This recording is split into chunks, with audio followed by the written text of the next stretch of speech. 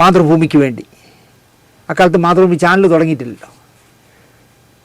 മാതൃഭൂമിക്ക് വേണ്ടി എഴുതിയ സ്വപ്നം, വലിയ പേര് ആ സീരിയലുമായി ബന്ധപ്പെട്ട എല്ലാവർക്കും, മാതൃഭൂമി അടക്കം എല്ലാവർക്കും വലിയ പേരുണ്ടാക്കി കൊടുത്ത നിലവാരമുള്ള സീരിയലായിരുന്നു.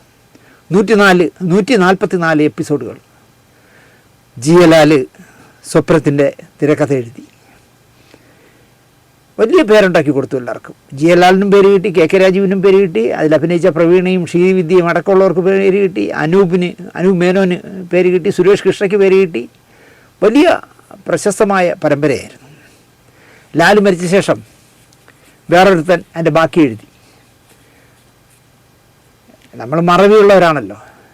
ഇപ്പോൾ അവനെ ഇൻ്റർവ്യൂ ചെയ്താൽ അവൻ പറയും സ്വപ്നം ഞാൻ എഴുതിയ തിരക്കഥയാണ് എന്ന് പറയും. അല്ല, 144 എപ്പിസോഡ് മനോഹരമായി എഴുതി ഒരു ബേസ് ഉണ്ടാക്കി വെച്ചിട്ടാണ് ലാൽ പോയത്. അതിൻ്റെ ബാക്കി തട്ടിക്കൂട്ടിയേ ഉള്ളൂ രണ്ടാമത് വന്നവൻ.